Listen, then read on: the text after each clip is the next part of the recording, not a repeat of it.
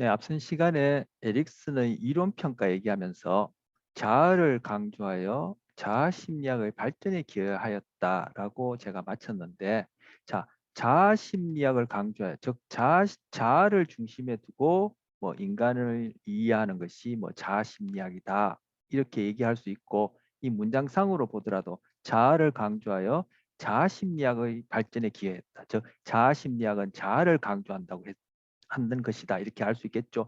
근데 자아라는 거 조금 전에 살펴봤지만 그 글상자 3-1에서 제가 살펴봤지만 흔히 뇌과학자들은 이 자아 심리학의 중심이 되어지는 즉 강조되어지는 이 자아라는 것은 바로 좌방구적 자아를 좌하고 좌 헷갈리는데 즉 좌방구적 자아를 강조한다 이렇게 볼 수 있고요.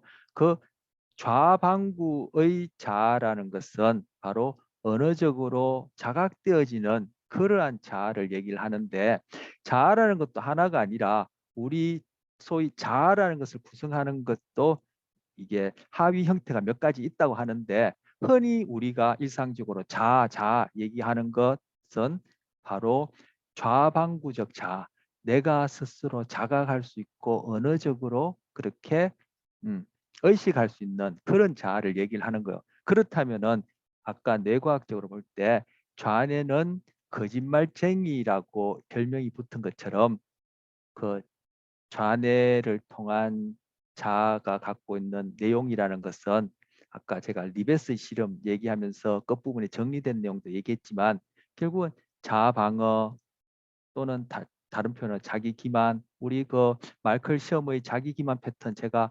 소개해드렸고 보시라고 했죠. 바로 거기 얘기하는 것처럼 그것이 진실이 아닌 즉 세상에 대한 이해뿐만 아니라 자기 자신에 대한 내용도 그것이 진실이 아닌 꾸며진 즉 상황에 맞게끔 이렇게 저렇게 조작된 그런 사변의 내용으로 거의 다 채워져 있기 때문에 그걸 중심으로 하는 심리학이라는 것이 정말 과학적으로 타당하고 신뢰로운가 그런 것들은 또 한번 생각해 볼 수 있는 문제예요. 그래서 과학적 심리학, 특히 행동주의 심리학 같은 경우는 과학적 심리학을 굉장히 강조하는 그런 분파 접근인데 그 분파 접근에서는 이런 자아 심리학에 대해서는 회의적이기도 해요. 자, 그다음 특성 이론입니다. 특성 이론 교재에 뭐 몇 가지 또 소개되어 있는데 자, 하나만 빅 5라는 것이 있는데 그 다음 이제 요 슬라이드에 준비되어 있는데 그와 관련해서 아이젠크의 특질 이론 하나만 보겠습니다. 특성 이론, 특질 이론 같은 말입니다. 아이젠크의 특질 이론 주요한 특성 차원들이 있다.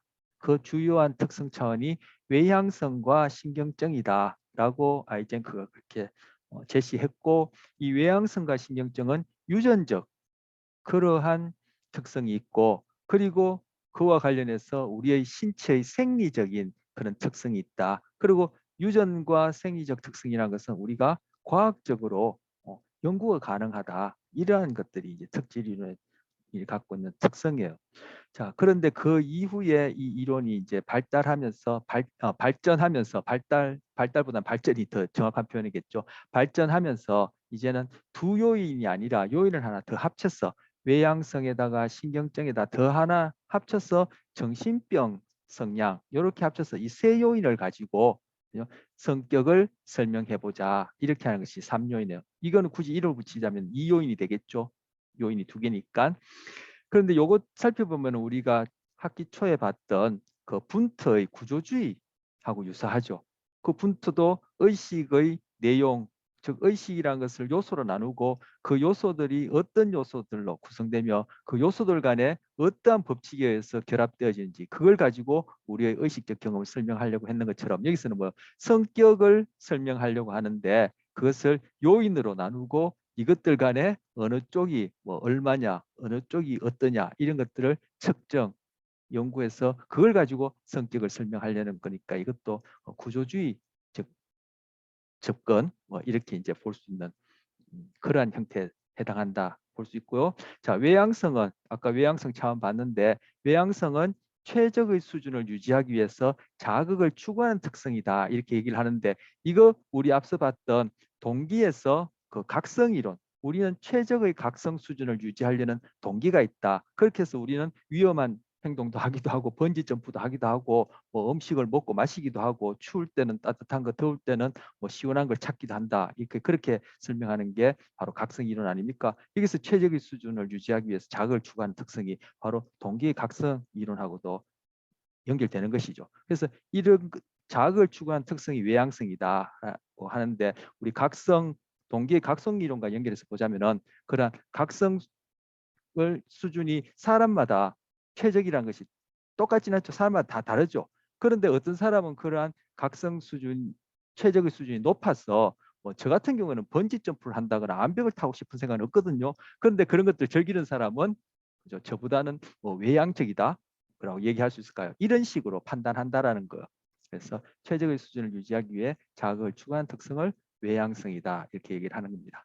자, 앞서 제가 2번 거듭해서 얘기했지만 동기, 발달, 지금 성격, 다음 챕터 이상심리 다 이어진다. 그래서 동기, 즉 우리가 가진 생물학적, 생리적, 그리고 심리적, 사회적, 더 나아가서는 소위 뭐 영적이라 얘기할 수 있는 이러한 욕구, 동기가 각각의 시기마다 어떻게 충족되어지느냐, 충족되어지지 못하느냐, 즉 갈등하느냐, 적응하느냐가 결국은 건강한 발달 그리고 건강한 성격 발달을 이루게 된다. 이렇게 해서 전체적으로 같이 연결해서 그렇게 생각하시고 금방 얘기한 제가 외향성 얘기한 하면서 이 외향성에 대한 이런 기술도 외향성이 무엇인지 얘기하는 것도 바로 동계의 각성 이론하고 연결되어지지 않습니까? 그래서 제가 그걸 다시 반복한 것이고요. 자, 2번째 신경증. 정서적 자극에 대한 역치 수준이 낮아 쉽게 불안해지기 쉬운 특성이다. 이게 뭐냐면 결국 스트레스에 취약하다는 얘기예요.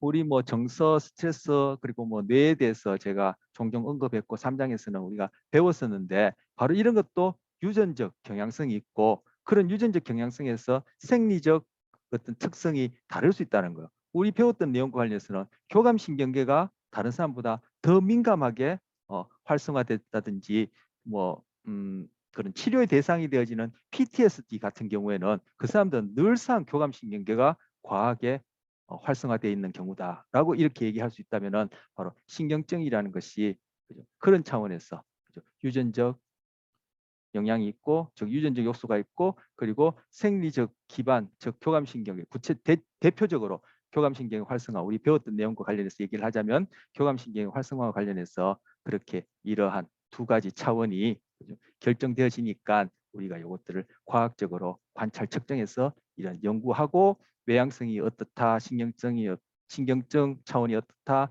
뭐 정신병적 성향이 어떻다, 요걸 관찰한 다음에 그걸 가지고 종합해서 성격이 어떻다 이렇게 성격을 설명할 수 있다는 것이 바로 특질 이론, 특성 이론입니다.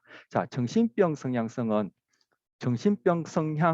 다른 사람에게서 심리적으로 이탈하려 하고 다른 사람에게 관심을 보이지 않는 경향성이라 얘기했는데 물론 우리 아까 또뭐 어디서 봤습니까?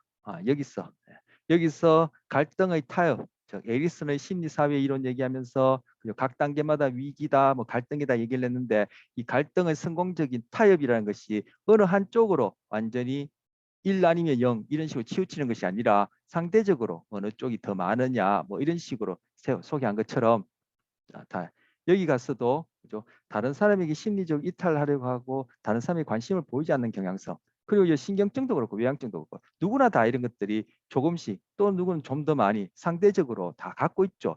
전혀 뭐 외향성, 내향성에 있어서 어떤 사람 오롯이 100% 외향적이고 내향성은 하나도 없고 어떤 사람은 또 완전히 뭐 신경증이고 그렇지 않고 이런 식으로 나뉘지는 않죠. 누구나 다 외향성, 내향성이 정도 차이지 다 양자를 갖고 있을 텐데 지금 이런 경향성도 저에게도 있고 여러분에게도 있죠. 있는데 제가 극단적인 예로 이걸 보니까 우리가 앞서 배웠던 예 중에 자폐라는 게 지금 떠올라요. 다른 사람에게 심리적 이탈하려고 하고 다른 사람의 관심이 보이지 않는 경향성이 치료의 대상이 되어지는 경우가 자폐라고 볼 수 있는데 그런 자폐와 관련해서 우리 앞서 거울 유런이라는 걸 살펴봤고 거울 유런과 관련해서는 감각과 지각할 때 그 엄마의 얼굴, 뭐 엄마뿐만 아니라 얼굴을 지각하는 것과 관련해서 거울률은 동영상도 살펴봤었습니다. 그리고 3장에서는 우리가 다루지 못했지만 여러분한테 한번 휘리릭 읽어보라고 했는데 거울률에 대한 내용이 나오는데 바로 여기서 정신병 성향성이라는 것이 뇌와 관련해서는 그런 거울률은 시스템의 어떤 유전적인 영향으로 인해서 구조와 기능이 그리고 그 이후에 발달 단계 동안에 그것이 구조와 기능이 정상적으로 발달하지 못하는 경우에 정신병적 성향이다. 이렇게 여기서는 볼 수 있겠습니다. 그래서 결국 뭡니까? 지금 여기서 얘기하는 것처럼 이런 경향성이 누구나 다 있지만 이것이 너무 과할 때는 결국은 사회적 적응이 안 되죠. 사회적 적응이 안 되죠. 그러니까 이런 것들이 이제 결국 이제 성격을 설명하는 한 요인으로 여기다 포함된 겁니다. 앞서 봤던 이 경우에도 이 각 단계 갈등을 잘 해결해 나간다는 것이 결국 사회적 역할, 사회적 적응을 잘한다는 얘기예요. 그리고 프로이드의 경우에도 이 중요하다고 생각한 이 세 단계, 구강기, 항문기, 난근기, 즉 5세까지 결정적이라 생각하는 이 단계도 결국은 자기의 욕구가 누구 1차 양육자로부터 그리고 아버지 엄마로부터 결국 사회의 대변이라 생각할 수 있는 작은 사회관계 속에서 잘 적응하느냐 욕구를 잘 해결하느냐 이것이 관건이니까 결국 이거 다 그죠? 대동소이하다 그렇게 볼 수 있다라는 겁니다.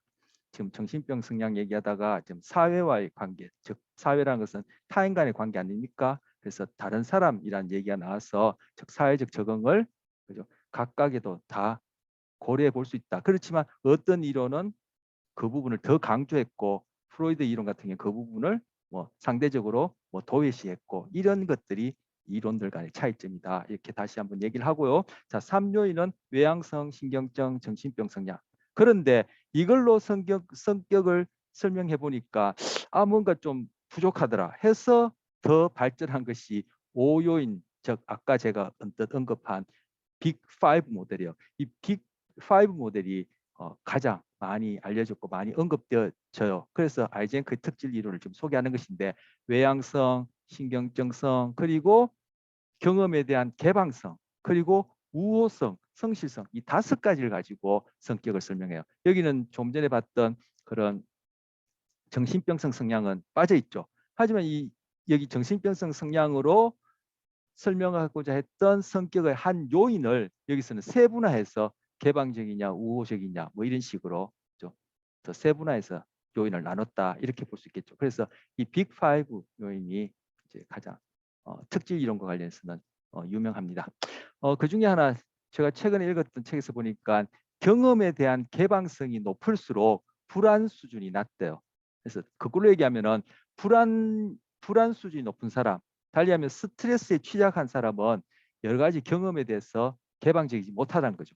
그런데 이게 조금 전에도 얘기했지만 아까 애착 발달에 있어서 엄마와의 관계 속에서 그러한 안전 애착 형성이 되어지면 그것이 세이프티 베이스가 되어서 더 큰 사회로 나가려는 탐색 행동을 할 가능성이 높다. 즉 더 큰 사회에 나가서 적응하는 과정. 즉 적응이라는 것은 결국 스트레스 과정이죠. 거기에서 어떻게 문제를 잘 해결을 해 나가냐 하는 것인데 애착 형성에 있어서 안전 애착 형성이 되어지고 그러한 관계 속에서 뭐 그런 1차 양육자 결국 자기에게서는 그 처음 접하는 사회가 되는 거죠. 그 대상이 세이프티 베이스가 되어지면은 더 큰 사회로 나가서 스트레스에 잘 적응할 수 있는 즉 불안 수준을 잘 관리할 수 있는 그러한 베이스 캠프가 되어진다. 그 측면과 이어서 보자면은 경험에 대한 개방성이라는 것이 결국 사회 관계 그리고 뭐또 타인 관계뿐만 아니라 세상에 대한 어떤 탐색 이런 것들이 높을수록 바로 불안감이 낮고 불안감이 높을수록 이런 개방성이 낮고 이런 관계가 있다. 그리고 경험에 대한 개방성이 높다는 것은 다른 경험에 대한 개방성과 관련해서 또 다른 특성이 뭐냐면은 인지적 욕구가 높다고 그래요. 즉 경험에 대한 개방성, 성격에 대한 5요인 모델 중에 하나의 요인인 경험에 대한 개방성이 높은 사람들은 인지적 욕구가 높다. 즉 지적 욕구가 높다는 거. 뭘 많이 배우고 알고 싶어 한다는 것.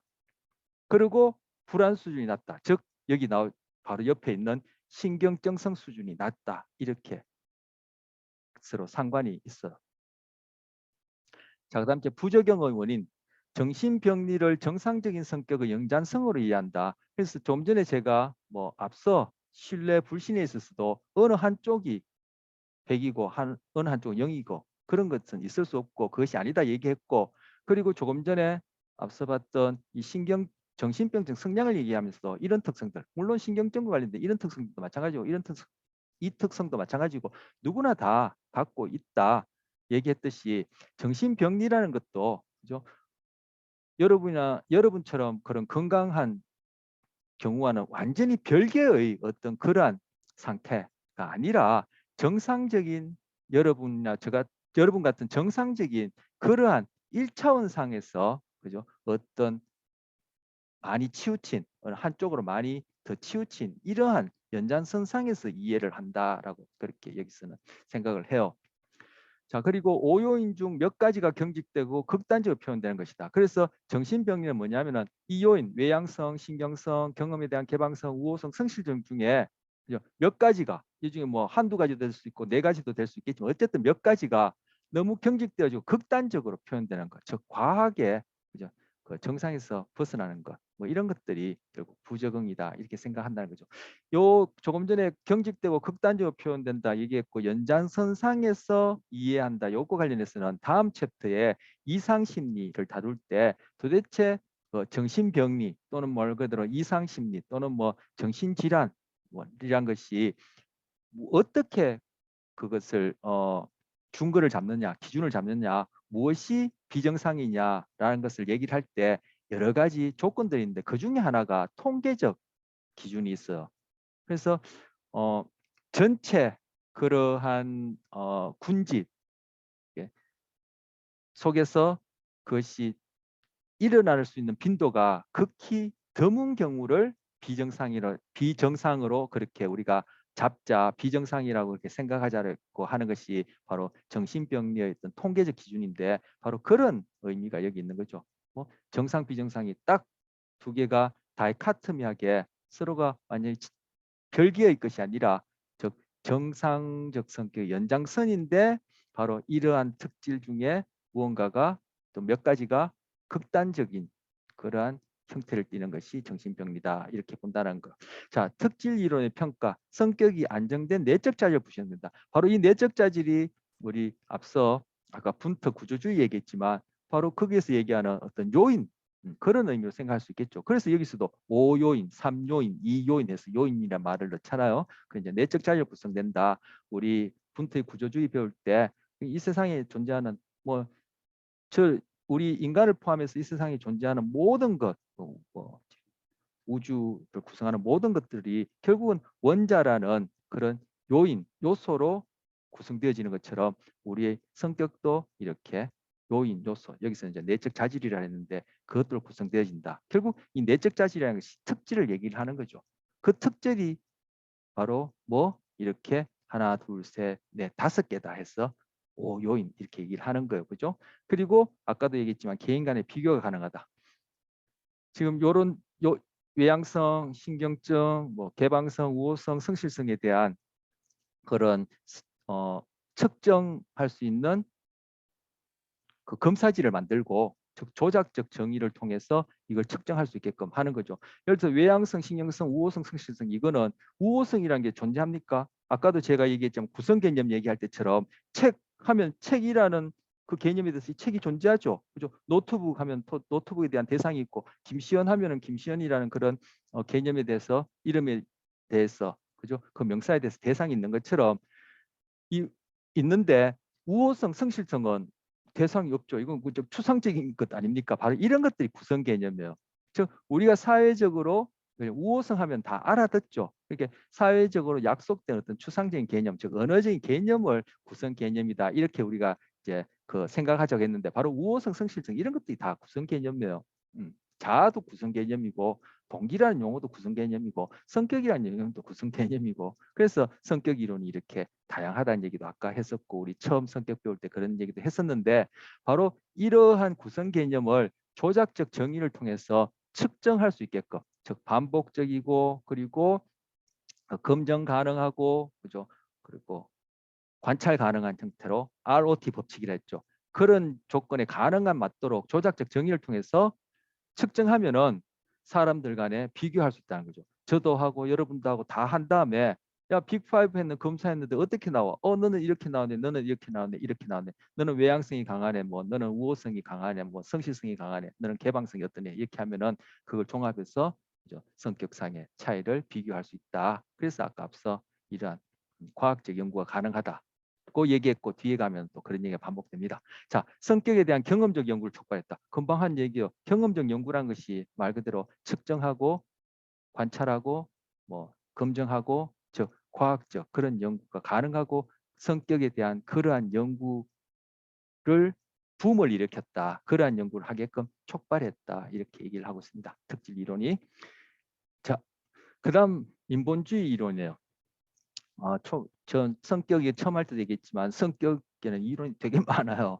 심리학 안에서 아마 성격 심리학 이론이 가장 많을 거예요.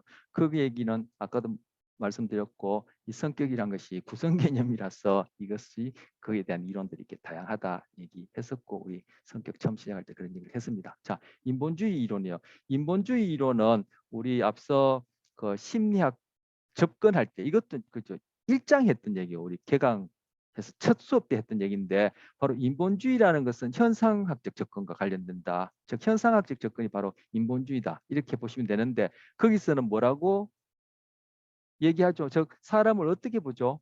우리에게는 자유의지가 있고 자기 실현하려는 그러한 동기가 선천적으로 있다. 이렇게 바라보는 거예요. 바로 그 얘기예요. 여기서 표현만 달랐지. 그리고 개인 각자가 보고하는 주관적 경험. 각각의 사람들마다 똑같은 상황에서 똑같은 것을 경험하더라도 그에 대해서 아까 그 자아 심리학, 즉 자아를 강조하는 자아 심리학, 그 자아라는 것, 자아, 즉 우리가 경험한 것을 내가 의식적으로, 언어적으로 그렇게 표현한 그 내용들은 다 시시각각 주관적이죠. 그런데 그거 바로 그 주관적 경험, 바로 그것을 연구하고 그것을 강조한다라는 것. 그래서 현상학적 접근이다 이렇게 얘기를 하는 겁니다. 자, 이 두 가지 특징 우리 앞서 현상학적 접근, 곧 인본주의적 접근 그 얘기 표현만 달랐지 우리 1장에서 했던 내용 여기서 다시 한번 보여주고 있는 것입니다. 그중에 인본주의 중에 첫 번째 메슬로우 자아실현 이론이요. 메슬로우의 욕구 위계 이론이 있었죠. 그것이 지금 그대로 반복돼요. 그런데 그것이 성격에 적용될 때는 메슬로우의 자아실현 이론이고 메슬로우의 욕구 위계 이론이 동기에 적용되면은 말 그대로 동기 이론이 되는 거예요. 그래서 메슬로우의 그런 동기 이론과 관련해서 욕구 위계 이론의 최상위 단계가 뭐였죠? 자아 실현이었죠.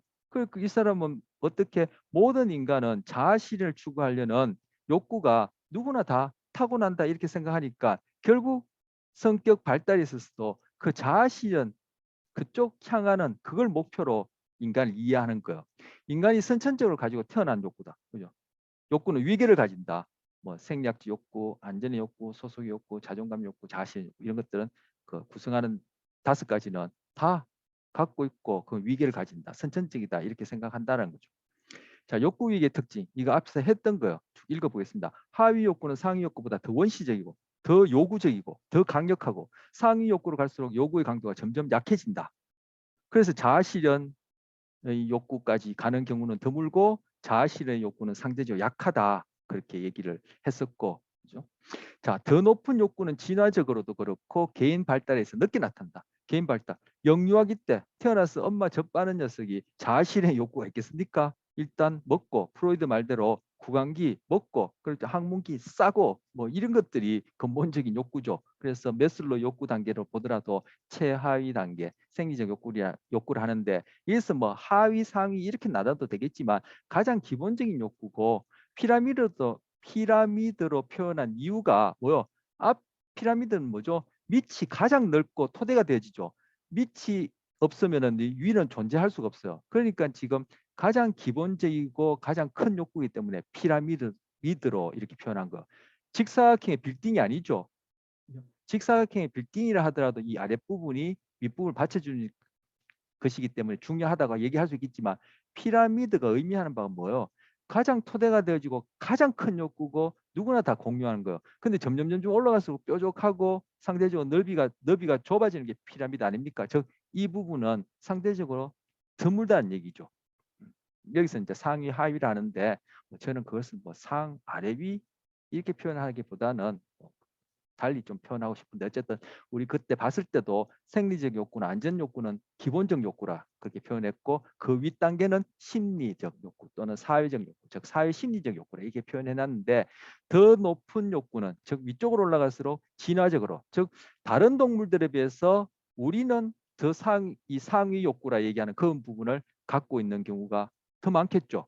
그리고 개인 발달에 있어서도 조금 전에 얘기했듯이 태어나서 이제 접바는 녀석이 그죠? 상위에 그럼 자존중감이라든지 자신의 욕구를 갖고 있다 이렇게 보기 힘들죠. 그래서 더 높은 욕구는 진화적으로 개인 발달에서 늦게 나타난다. 기본적 욕구들은 그것이 충족되는 결정적 시기가 있다. 우리 앞서 결정적 시기와 관련해서 소개됐고 결정적 시기와 관련해서 논의됐었는데 바로 메슬로도 기본적 욕구들은 결정적 시기가 있다. 그죠? 결정적 시기는 제가 앞서 말씀드렸듯이 이 시기를 놓치게 버리게 되면은 그죠? 그 중요한 경험을 이후에 뭐 백업하기에는 쉽지 않다 이렇게 얘기를 했었고요. 자, 하위 욕구가 충족되어야 상위 욕구의 충족을 위해 노력할 수 있다. 그렇죠. 대부분의 경우 그렇죠. 그리고 하위 욕구가 완전히 100% 충족되고 상위 욕구로 옮겨가고 또 그 다음 단계로 옮겨가는 것이 아니라 하위 욕구가 어느 정도 충족되어도 상위 욕구로 가고 상위 욕구를 충족하는 중에도 하위 욕구가 뭐 불충분하게 그죠? 결여되어지면 다시 하위 욕구 충족으로 되돌아올 수 있다 이런 얘기를 했었어요. 그래서 여기서는 대체적으로 일반적으로 하위 욕구가 충족되어야 상위 욕구의 충족을 위해 노력할 수 있다. 지금 당장 그죠? 죽느냐 사느냐 하는데 위에 뭐 자아 존중감이나 자아 실현 욕구를 추구한다는 것은 상대적으로 쉽지 않죠. 하지만 그런 경우가 전혀 없진 않죠. 없진 않죠. 뭐 우리가 성인이라 얘기하는 사람들 중에 뭐 제가 언뜻 떠오른 대표적으로 뭐 시달타나 예수 같은 경우에는 그죠? 당장 죽는다는데 상위 욕구를 추구했죠. 자아 실현 욕구. 그러니까 그런 사람들은 뭐 내가 죽는 한이 있더라도 그것을 실현해야 되겠다라는 그런 자신의 욕구에서 그런 행동을 한다라고 볼 수 있죠. 그런 경우는 이제 특히 드물죠. 그래서 뭐 우리가 알듯이 성인이 4대 성인이지 뭐 1억 성인 이런 거는 들어보지 못했잖아요. 그만큼 숫자가 적다란 얘기요. 이제까지 뭐 인류의 역사가 뭐 그렇게 짧지 않고 장구한데도 성인이 4명밖에 아직까지 합의되지 않았으니까 그 숫자가 상당히 적은 거죠. 그리고 상위 욕구로 올라갈수록 충족 비율이 감소된다. 금방 한 그 얘기와 연결되죠. 그래서 뭐 이 메슬로우의 자아실현 이론, 성격 관련해서 자아실현 이론, 그리고 메슬로우의 동기와 관련해서 욕구 위계 이론에 있어서 이 상위 단계로 가려는 욕구는 누구나 갖고 있지만 그것이 발달 그리고 사는 동안의 경험에 의해서 최상위로 가는 경우는 뭐 10만 명 중에 하나다 이렇게 얘기하는데 뭐 그 수치는 어떻게 구했는지 모르겠지만 여기서 얘기한 대로 드물고 희박하다 그렇게 얘기하는 것이 바로 욕구 위기의 특징입니다. 지금 보시면 성격에 관한 메슬로의 자아 실현 이론 해놓고는 여기에는 욕구 위기의 특징 해놨죠. 그래서 이게 동기하고 성격하고 이것이 발달하고 전체적으로 같은 맥락에서 그렇게 이해를 해야 된다. 다시금 또 제가 얘기를 합니다. 자, 5단계 욕구 위계. 금방 살펴본 거예요. 생리적 욕구, 생존에 반드시 필요. 안전에 대한 욕구, 생존에 필수적이지만 전 수준보다는 덜 욕구. 그죠? 올라갈수록 덜 욕구적이죠. 그래서 생리적 욕구가 가장 강력한 욕구다. 사랑 소속에 대한 욕구, 즉 사회적 욕구고 존중에 대한 욕구. 사회적 욕구가 만족된 후에 자기 평가와 외부 평가를 포함한다. 그리고 자기 실현의 욕구, 궁극적으로 가장 높은 단계다.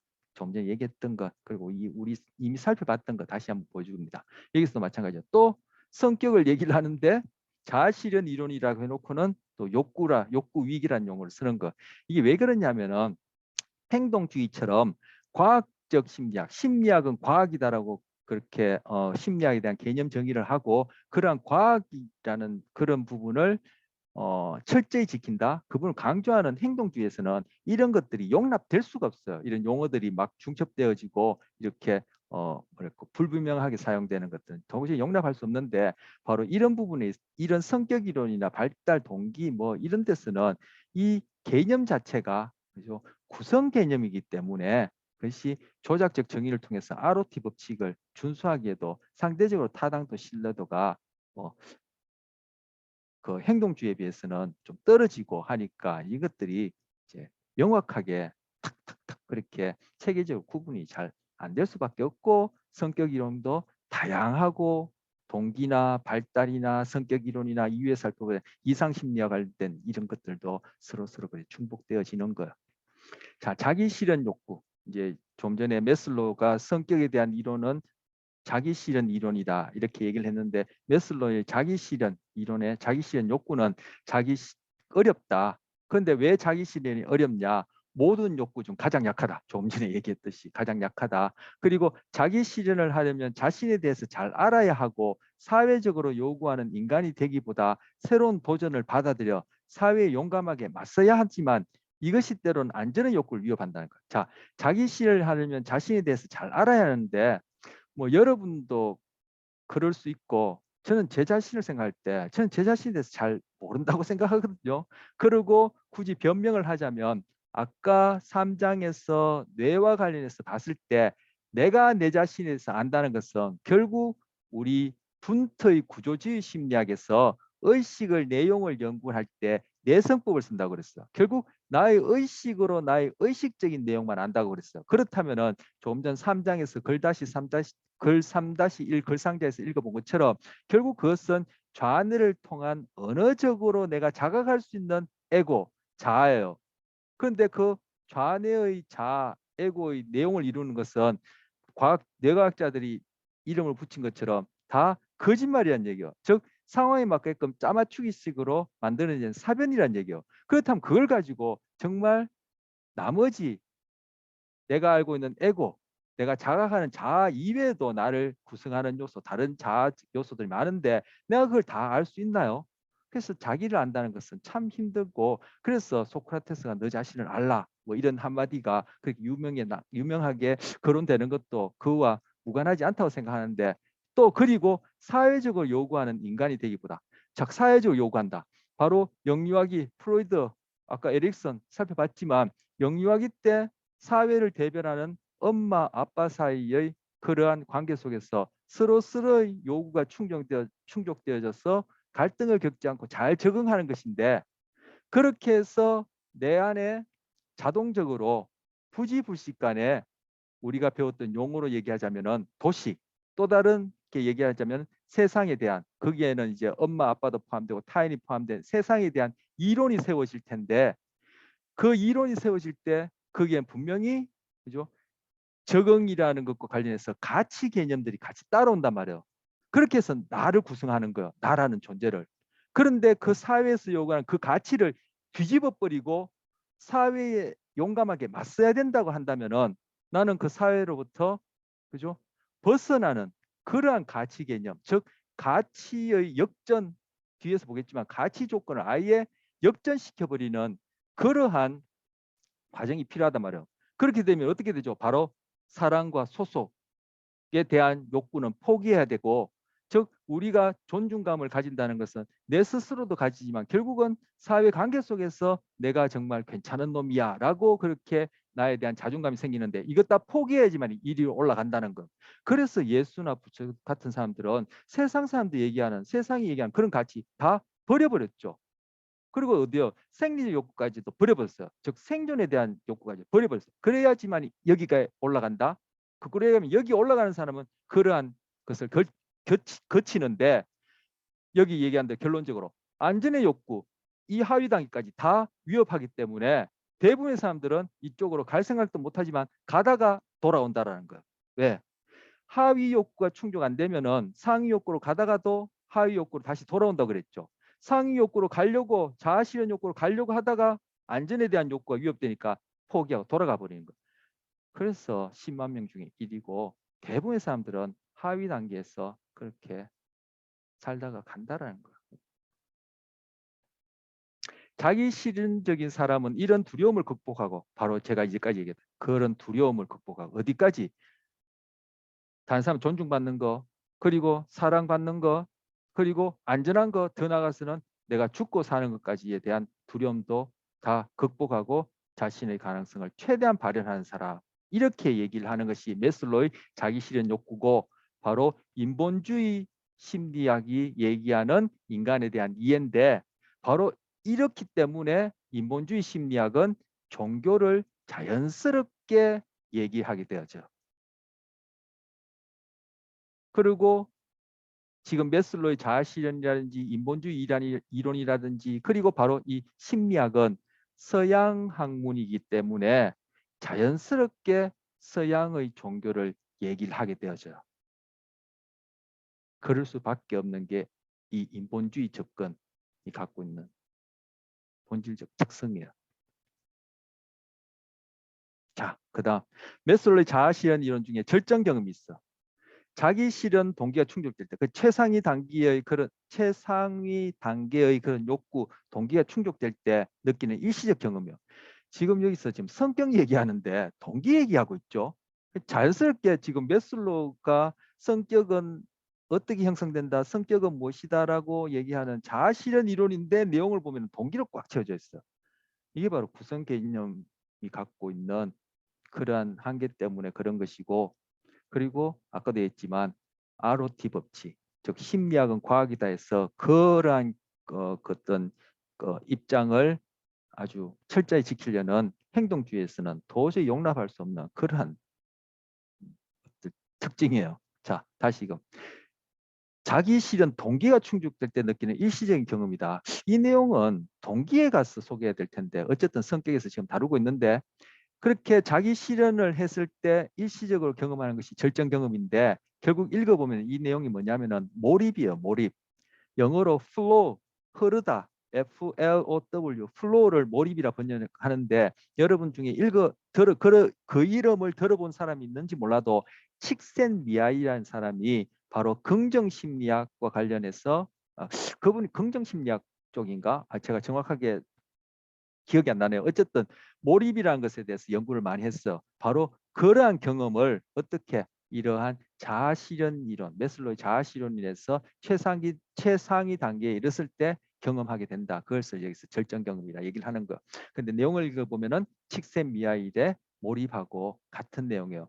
활동에 너무 열중해서 활동 자체가 자신인 것처럼 느껴져서 자신에 대해 생각하기보다는 경험하고 있는 무엇이든지 최대한 온전하게 경험하는 것. 자, 여러분 중에도 그런 경험이 있겠습니다만, 엄청 신나게 놀 때, 신난다가 뭐요? 우리 보통 이제 예, 신이라 얘기하는 뭐 기독교에서 얘기하는 뭐 하나님, 그죠? 뭐 그런 그 뜻이고, 내 안에 어떤 그런 신적이라 얘기할 수 있는 어떤 그러한 뭐랄까 특성이 그대로 걸러지지 않고, 그죠? 완전히 드러난 이것을 신난다 이렇게 얘기를 하거든요. 또 흔히 그 뭐 무당들 굿할 때 아니 그 작두 타고 하는 이런 경우를 신난다에 상응할 수 있는 그런 상태를 볼 수 있는데, 우리 같은 평범한 사람들 언제 그러한 신나는 경험, 바로 이런 절정 경험에 유사한 경험을 하죠. 뭐요? 신나게 놀 때 너무 열정해서 시간이 어떻게 간지도 모르고, 그죠? 그 놀이 자체에 푹 빠져서, 그죠? 나와 다른 사람들 구분이 안 되고 이렇게 경험하는 경우가 바로 신나는 경우, 즉 절정 경험에 해당하는데, 바로 자아 실현의 동기가 충족되는 사람들은 자기 삶 전체에 대해서 놀 때뿐만 아니라, 저처럼 놀 때만이 아니라 자기 삶 전체에 대해서 이런 경험을 한다라는 거. 절정 경험을 통해서 개인의 창조적 에너지를 발산하고, 놀 때 굉장히 창조적이죠. 그죠? 공부할 때 그렇게 창조적으로 아이디어가 떠오르면은, 그리고 시간이 어떻게 가는지 모르고 그렇게 집중한다면 좋을 텐데, 우리 놀 때만, 그것도 놀 때 매번 그렇지 않죠. 드물게 그런 것 같은데, 어쨌든 이렇게 절정 경험을 할 때 창조적 에너지가 발산되어지고 존재의 의미를 느낀다. 정말 내가 살아있구나, 이런 것들을 느낄 수 있다라고 얘기를 하는 거예요. 놀 때, 제가 노는 걸 얘기를 할 때 신나게 노는 경우를 이제 얘기를 하다 보니까, 뭐 요즘은 그 우리 코로나 때문에 노래방 가는 것도 주저되고 하지만, 예전에 몇 년 전에 노래방에 가보면은 분명히 노래방에 같이 놀러 왔는데 노래방에 앉아서 제사 지내는 사람들이 있어요. 왜요? 몰입을 못하는 거죠. 그죠? 잘 절정경을 못하는 거예요. 그냥 놀 줄도 모르는 거예요. 그런 사람들이 종종 있죠. 그럼 아예 노래방에 따라오지 말든가. 왔으면은 여기서 얘기하는 것처럼 너무 신나게 열중하게 놀아서, 그죠? 놀이가 난지 나가 놀인지 모르고 최대한 자기를 온전하게 드러내는 그런 경험을 하면서 창조적 에너지가 발산돼야 될 텐데, 놀 줄도 모르는 사람들은 뭐 일할 줄도 몰라요. 혹시 주변에 그런 사람이 있는지 보세요. 공부도 잘 하는가? 결코 그렇지 않아요. 이게 바로 이게 자아실현 동기에 가면은 이러한 절정 경험을 한다. 그래서 칙센미하일의 플로우 개념하고 다르지 않다. 제가 한번 얘기를 하고요. 자, 부적응의 원인. 단계별로 욕구가 결핍되면, 이거 앞서 제가 거듭 얘기했던 거. 단계별로 욕구가 좌절되면, 결핍되면은 위협을 받으면, 즉 위기를 겪으면 건강하지 않다. 이거는 뭐 프로이드의 경우에도 그렇고 에릭슨의 경우에도 그렇고 다 적용되는 거죠. 결국 우리는 선천적으로 가진 욕구, 동기가 있다. 그것이 살아가면서 태어나서 70, 80, 90 되는 동안에 각각의 단계마다 기본적인 욕구, 사회심리적 욕구, 뭐 더 나아가서는 자아실현의 욕구가 있는데, 그것들이 잘 해결되어지면, 충족되어지면은 그것이 건강하지만, 그렇지 않으면은 건강하지 못한 발달, 즉 성격도 부적응적이 되어진다. 이렇게 얘기를 하는 거. 자, 인본주의 이론 또 이렇습니다. 자, 인본주의 이론에는 메슬로 이론이 있고 로저스 이론이 있는데, 로저스 이론이 더 유명해요. 어, 로저스의 인간 중심 이론, 마찬가지로 인본주의 이론이 있기 때문에 자유의지가 있다, 자아실현 욕구를 그뭐 누구나 선천적으로 타고난다 이렇게 얘기하는, 앞서 봤던 이 두 가지 그러한 가정 전제하에서, 그죠? 인간 이해 그리고 성격을 설명하는 것이 로저스의 인간 중심 이론이에요.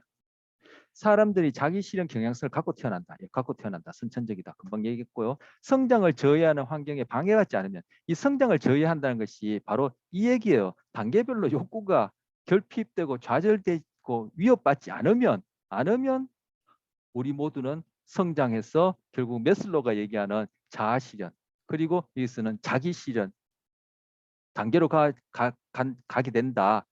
그렇게 자아실현으로 나아갈 수 있는 그런 존재다. 이렇게 보는 거죠. 대동소이하죠. 왜냐하면 둘 다 인본주의 이론이니까. 자, 그래서 인본주의 이론은 현상학적 이론이라 했어. 왜? 바로 각각 개인의 주관적 경험을 중요시하기 때문에 현상학적 이론이라 했는데, 여기서 현상학적 이론 얘기합니다.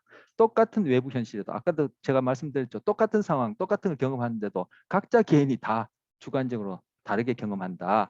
그죠?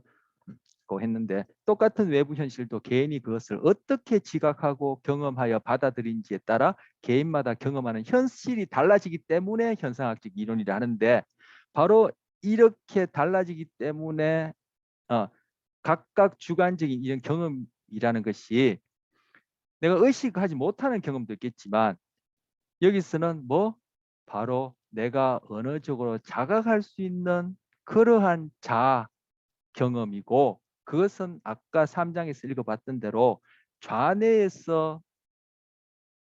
통한 그러한 자아이기 때문에 그 내용이 뭐 짜맞추어진 그런 사변인 경우가 많다.